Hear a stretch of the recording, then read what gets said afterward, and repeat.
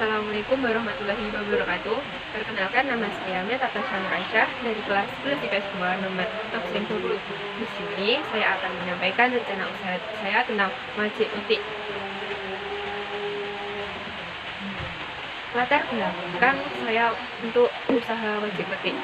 Setelah memperhatikan semakin banyaknya angka pengangguran karena masyarakat yang kurang mengetahui cara memanfaatkan peluang bisnis dan sumber daya alam yang ada, berwirausaha merupakan salah satu upaya yang dapat membantu mengurangi pengangguran. Salah satunya membuka usaha dalam bidang kuliner, tepatnya makanan khas daerah, karena dengan usaha tersebut dapat menghasilkan laba yang besar dan mendapatkan nilai potensial keuntungan.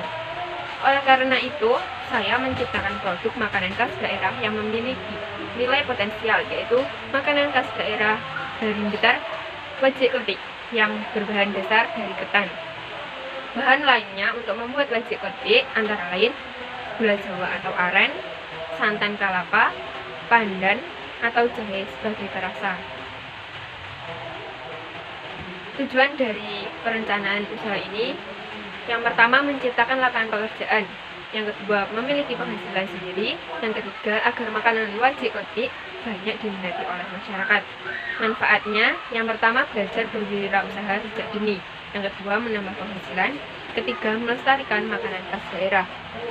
Keluaran usaha ini akan menghasilkan wajik ketik yang memiliki cita rasa berbeda dengan wajik lainnya. Gambaran umum rencana usaha saya. Pembuatan wajik ketik ini saya akan buat dengan cita rasa yang berbeda dengan lainnya. Bahannya yaitu beras ketan, gula jawa, santan kelapa, atau parutan kelapa. Namun ada sedikit perbedaan untuk bahannya. Menggunakan parutan kelapa yang sudah tua plus tambahan beras ketan yang masih setengah matang. Di sini saya juga menambahkan jahe sebagai varian rasa wajik. Semua bahan ini dimasak sampai matang dan lengket, lalu didinginkan, kemudian dibungkus dengan klobot. Ini yang unik, klobot ini adalah bungkus tongkol jagung yang sudah mengering. Sebelum digunakan untuk membungkus, klobot disetrika lebih dahulu. Selain menggunakan klobot sebagai wadah, saya juga menggunakan besek, yaitu wadah yang terbuat dari anyaman bambu. Kondisi umum lingkungan kegiatan usaha. Kondisi lingkungan yang strategis karena terletak di pinggir jalan dan dekat dengan pasar, dan juga dekat dengan toko pusat oleh-oleh khas Blitar. Potensi sumber daya dan peluang pasar. Potensi sumber daya alam maupun manusia berpeluang besar. Peluang pemasaran juga besar dikarenakan wajik ketik banyak diminati dan disukai oleh masyarakat lokal maupun masyarakat luar daerah. Wajik ketik dapat dijadikan sebagai buah tangan para wisatawan yang berkunjung di Kota Blitar. Metode pelaksanaan. Analisis SWOT. A. Strength atau kekuatan. Pertama, bahan baku mudah didapatkan. Kedua, harga bahan baku relatif murah. Ketiga, kualitas bahan terbuat dari bahan pilihan nomor 1. Yang B. Weakness, kelemahan. Yang pertama, produk mudah ditiru. Dua, tidak tahan lama. Tiga, kurang diminati para pemuda zaman sekarang. Opportunity, peluang. Yang pertama, jumlah peminat dan target pasar luas. Yang kedua, dukungan dari pemerintah terhadap bisnis lokal dan makanan khas daerah. D. Threat, ancaman. Yang pertama, kondisi pandemi saat ini mempengaruhi angka penjualan menjadi turun. Yang kedua, jumlah saingan dalam penjualan yang tinggi dan ketat. Segmentasi konsumen. Produk harus dinikmati oleh seluruh kalangan mulai dari pemuda hingga tua.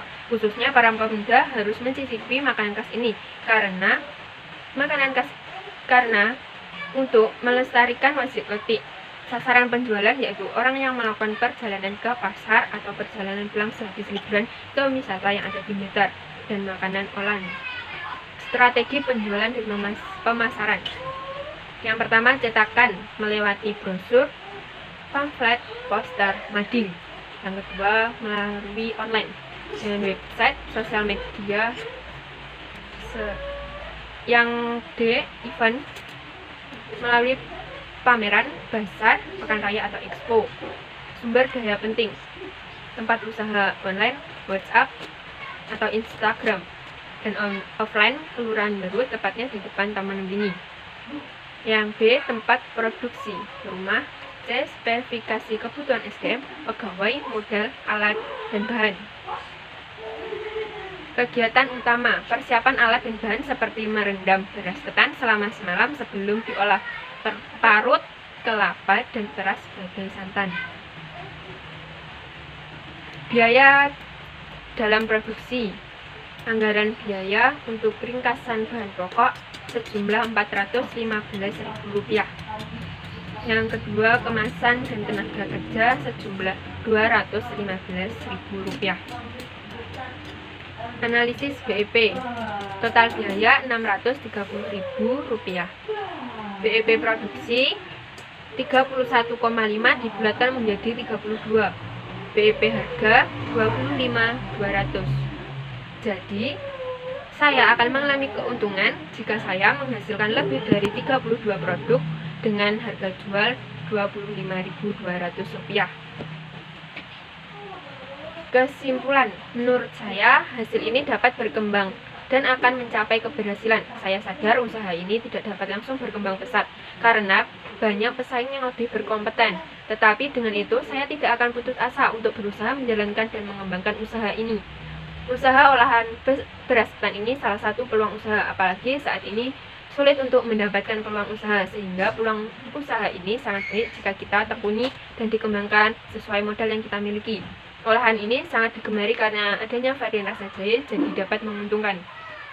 Oleh karena itu, saya simpulkan bahwa dalam memulai usaha kita harus mengetahui aspek-aspek dalam kewirausahaan seperti tingkat persaingan, peluang kerja, pemasaran produk, dan lain-lain. Sekian dari saya. Wassalamualaikum warahmatullahi wabarakatuh.